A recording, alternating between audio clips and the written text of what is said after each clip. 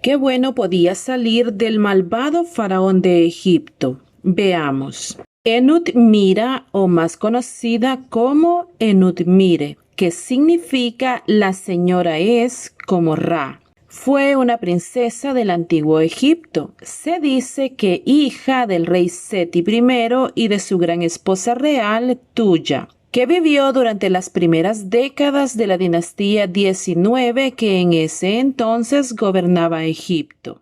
Hay confusión para aclarar la relación existente entre Enut-Mire y Ramsés II, aceptado como el faraón regente durante el Éxodo. No se puede saber con exactitud si esta fue la hermana menor o la hija de Ramsés II, aunque sí se cuenta con sus esposas. Pero esto no es raro, porque en aquellas dinastías acostumbraban contraer matrimonio entre ellos mismos para mantener la pureza sanguínea. La hija de Faraón, en hebreo Bat Parod, es un personaje bíblico mencionado en el libro del Éxodo capítulo 1. En este texto, como en toda la Biblia hebrea, Faraón es usado como un nombre propio y la princesa es designada simplemente como su hija. En la tradición rabínica, como se atestigua en las Midrashim, se la denomina Bitia, en hebreo Batiak, literalmente hija de Yahvé. En el cristianismo se la ha llamado Termutis, que es también el nombre que usa Josefo. Merris o Merroe o Jeudiahad, del hebreo, literalmente la judía, más bien como un apelativo, como en la versión inglesa de la Biblia conocida como del rey Jacobo. La Septuaginta difiere según las versiones. El Codex Alejandrinus la llama Bitia, pero la revisión luciánica Pat Tuia y el Codex Vaticanus usa Helia. La Vulgata sigue al Codex Alejandrinus y usa Bitia o Betia. La tradición musulmana la llama Asiya bin Musahim en árabe, pero la considera esposa y no hija del monarca egipcio. Esto nos dice la web, tomado de diferentes fuentes, para lograr un acuerdo en cuanto al nombre de esta mujer. La Biblia no dice su nombre propio, únicamente se refiere a ella como la hija de Faraón. Ni siquiera dice de cuál faraón.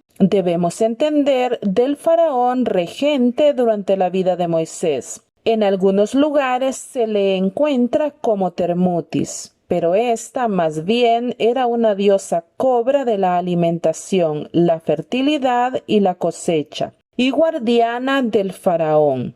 Murió hacia el año 40 del reinado de Ramsés II y su sarcófago hallado en Tebas se conserva hoy en día en el Museo Egipcio del Cairo. Una serie de estudios realizados en 1983 han permitido emitir la afirmación de que Enut-Mire había sido una de las hijas de Ramsés II, dejando en duda las inscripciones en las que se le considera su hermana, confirmando así lo que leemos en la Biblia. En realidad no sabemos su edad, si tuvo o no hijos propios, cómo fue su vida y su muerte más allá de este corto episodio. Conocemos lo del nacimiento de Moisés y la forma en que su familia lo mantuvo escondido por 3 meses. Así que voy a leer a partir del versículo 5 del capítulo 2 de Éxodo. La hija de Faraón descendió a lavarse al río, y paseándose sus doncellas por la ribera del río, vio ella la arquilla en el carrizal, y envió una criada suya a que la tomase. Y cuando la abrió, vio al niño, y he aquí que el niño lloraba. Y teniendo compasión de él, dijo: de los niños de los hebreos es este. Entonces su hermana dijo a la hija del faraón: ¿iré a llamarte una nodriza de las hebreas para que te críe este niño? Y la hija de Faraón respondió: Ve. Entonces fue la doncella y llamó a la madre del niño, a la cual dijo la hija de Faraón: Lleva a este niño y críamelo, y yo te lo pagaré. Y la mujer tomó al niño y lo crió. Y cuando él creció, ella lo trajo a la hija de Faraón, la cual lo prohijó y le puso por nombre Moisés, diciendo: Porque de las aguas lo saqué. Se nos habla entonces de una mujer compasiva, piadosa, tierna y arriesgada. Desobedeció el mandato de Faraón igual que lo habían hecho Cifra y Fua un poco antes, pero esta con mucho más riesgo por ser parte de la familia real. ¿Qué pasaría si Faraón se entera que en su propio círculo hay personas dispuestas a incumplir sus órdenes? Su compasión pudo mucho más que su temor o respeto, y es posible que se conocía su personalidad llena de virtudes. Jocabed mandó a poner la canasta cerca del lugar donde ella acostumbraba a bañarse. Es de suponer que la princesa no se bañaba en cualquier parte. Debía ser una zona específica mucho más cuidada que el resto. Así que muy posiblemente Jocabed mandó a poner el niño al lugar más indicado, ya con conocimiento del posible resultado. Miriam, sin temor, le ofrece una nodriza para aquel niño. Esta princesa sabía muy bien que se trataba de un niño hebreo. Primero, porque una familia egipcia no tenía ninguna razón para dejar a su hijo de esta manera en el río. Segundo, porque posiblemente el niño, cumpliendo el mandato dado a Abraham, ya estaba circuncidado. Y esto es algo difícil de ocultar. Y tercero, porque casualmente una niña hebrea se lanza juntamente con el niño para ofrecerle una solución. Así que no era necesario ser demasiado perspicaz para intuir que aquel niño estaba relacionado en alguna manera con la pequeña Miriam y con la solución que ésta le ofrecía. Sus palabras fueron claras: de los niños de los hebreos es este. Ella en ningún momento tuvo confusión ni fue influenciada por Miriam. Tenía la plena certeza de que este niño era hebreo. Así que, con pleno uso de sus virtudes, decidió lo que había de hacer con ese niño. Podemos sentir que cuando se dice tuvo compasión, no fue solo compasión por el pequeño niño, que era hermoso como él mismo escribió más adelante, sino compasión de Miriam, que tan espontánea le ofrecía una solución, y compasión de una madre que debía haber sufrido tanto escondiendo a su hijo durante todo su embarazo y posteriores 3 meses del niño. Posiblemente compasión por todos los niños que eran sacrificados por la orden de su padre y esposo.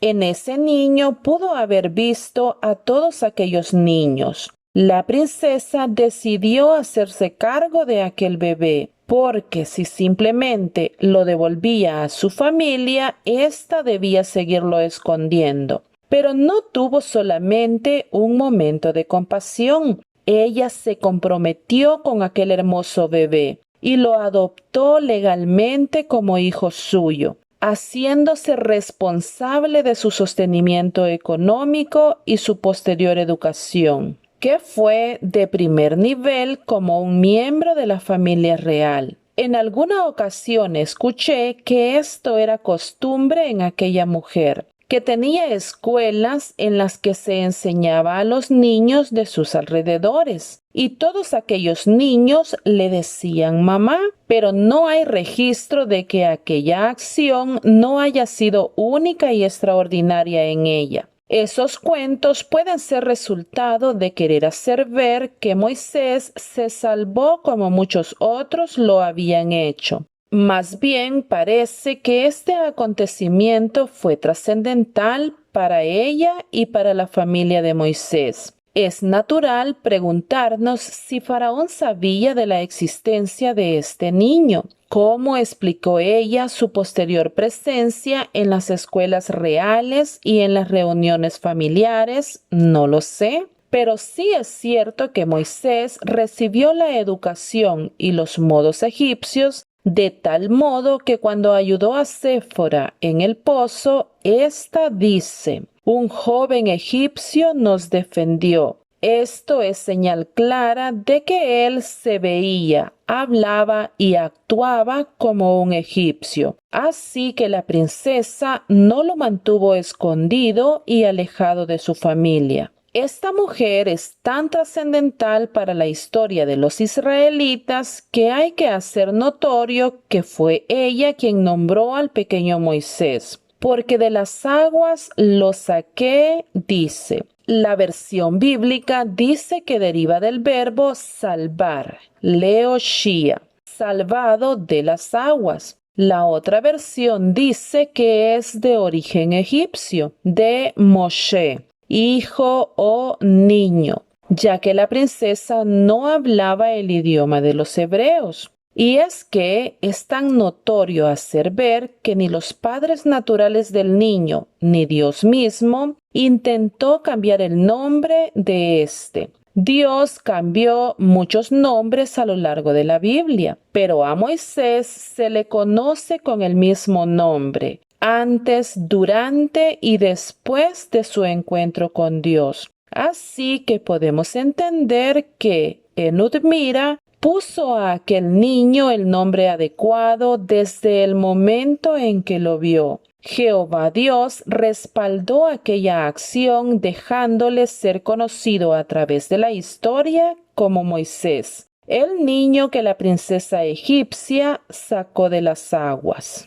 En el primer libro de Crónicas se encuentra algo relativo a una hija del Señor, que es el nombre de una mujer que aparece en el capítulo 4, versículo 18. Y dice así: estos fueron los hijos de Bitia, hija de Faraón, con la cual se casó Mered. Aunque esto es todo lo que sabemos por la Biblia acerca de esta mujer, existen muchas leyendas en las tradiciones judías sobre ella, según las cuales se trataba de la misma hija de Faraón que rescató a Moisés de las aguas. También dice la leyenda que se había casado con un miembro de la tribu de Judá, y al irse el pueblo de Egipto, ella se fue con los israelitas. Su nombre sugiere una conversión, pues no se le recuerda más como Enut-Mira, sino como la hija del Señor, la que se ha convertido o creído en Jehová.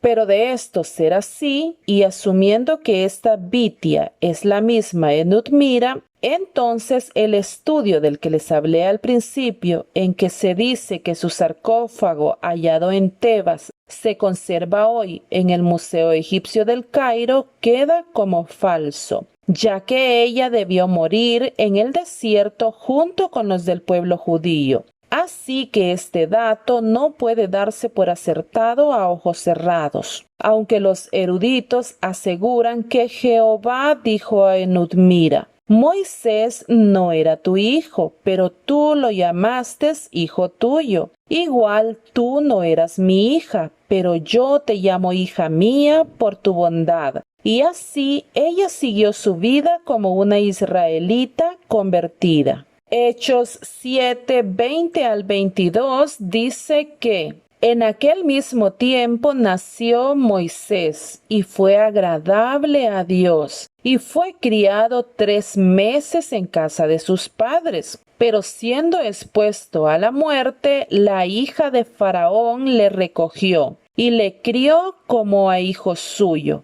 Y fue enseñado Moisés en toda la sabiduría de los egipcios, y era poderoso en sus palabras y obras. Anteriormente está hablando de cómo la mano y la misericordia de Dios se ha movido en todo momento para con su pueblo. Y entre estos momentos especiales para conservar a su pueblo, dice del momento aquel en el cual la princesa egipcia cobijó a aquel niño como suyo. Y todo esto era parte de la providencia de Jehová Dios para con su pueblo. Entre las personas que en algún momento han actuado para conservar al pueblo israelita, debería haber un lugar muy especial para esta mujer, ya que Jocabed y Miriam no lo salvaron solas. Herramienta muy importante fue la princesa egipcia para este fin.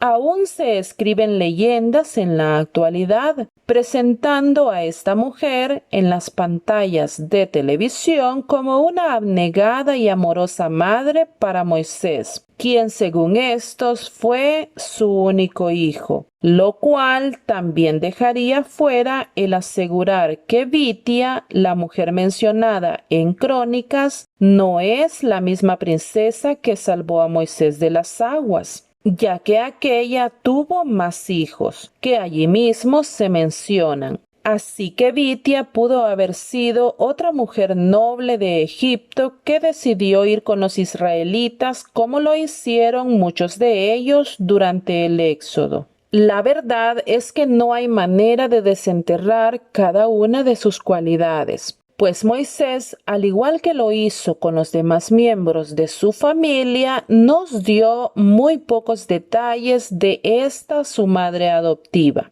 Pero con lo que sabemos, tengamos por suficiente para reconocer que podemos encontrar bondad en personas inesperadas. ¿Quién le iba a decir a Faraón que de su propia sangre saldría quien salvaría al Salvador de la nación que tanto le atemorizaba? Si no hubiera sido por ella, la historia pudo haber sido completamente distinta. Así que, fíjate, Faraón, no hay peor cuña que la del mismo palo. Enut Mira debe tener un lugar muy importante cuando hablamos de personas que se han dejado usar por Dios para sus planes. Y esto nos debe dejar claro que Dios puede usar a quien Él quiera para cumplir sus propósitos. En este caso, de donde salía el castigo, salió también el alivio. Y así fue la vida y acciones de esta importante mujer en la historia de la vida de Moisés y del mismo pueblo israelita. Muchas gracias por escuchar. Hasta la próxima, si Dios lo permite. Bendiciones.